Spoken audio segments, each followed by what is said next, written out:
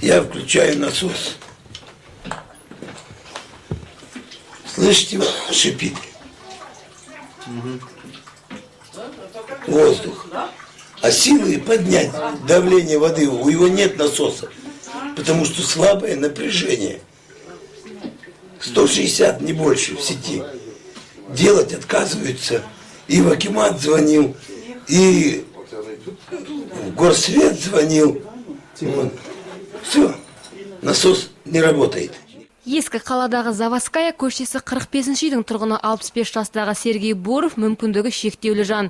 5 жыл бұрын аяғына ота жасалған соң 2 балдаққа сүйеніп өмір сүруде. Қария 20 жылға жуық бойы өркениеттен ада өмір сүріп жатқанын айтады.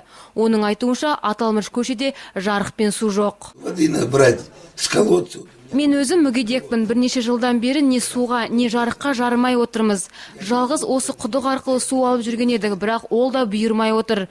Жанымыздағы мектептен азғантай жарық қуаты беріледі, бірақ ол жетпейді. Бармаған жеріміз қалмады, қала әкімшілігі бізді ұмытты.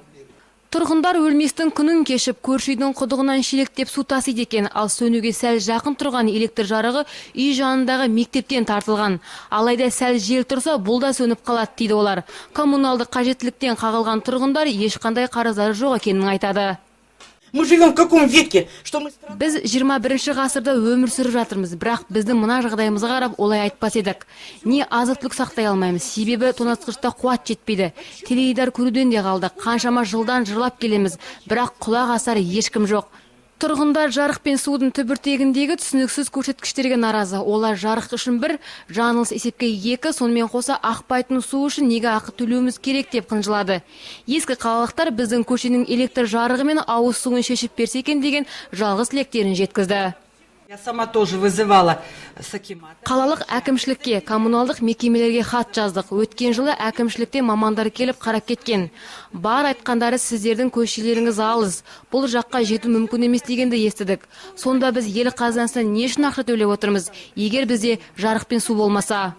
Бұл жағдай жөнінде коммуналдық мекеме мамандарына хабарласып көргенімізде, олар жуық арада электр жарығының мәселесі шешіледі деп сендірді. Сол себептен Заводская көшесінің тұрғындары жаңа трансформаторға қол жеткізуге әбден мүмкін. Действительно, такая проблема существует. Заводская көшесінің тұрғындарынан кешірім сұраймыз. Олар бізге хабарласып, шағымдарын айтқан болатын. Жарық қуаты бойынша біз тексеріс жүргізіп, көптеген олқылықтарды анықтадық. Алдағы аптада жарық үшін жаңа трансформатор құрамыз. Ал ауыз су мәселесін шешілетіні әзірге белгісіз болып отыр. Себебі су құбырлары апатты жағдайда болғандықтан, оны ауыстыру үшін қомақты қаражат керек. Әзірге Заводская көшесінің тұрғындары электр қуатынсыз отыр. Демек, қанып ішер таза суда жоқ деген сөз. Ауа райының суытқанын ескерсек, сусыз, электр жарығынсыз өмір сүріп жатқан тұрғындардың тұрмысы қиындайтыны анық. Ақерке Заирова, Нұрлан Егемберген, Сфера арнасы.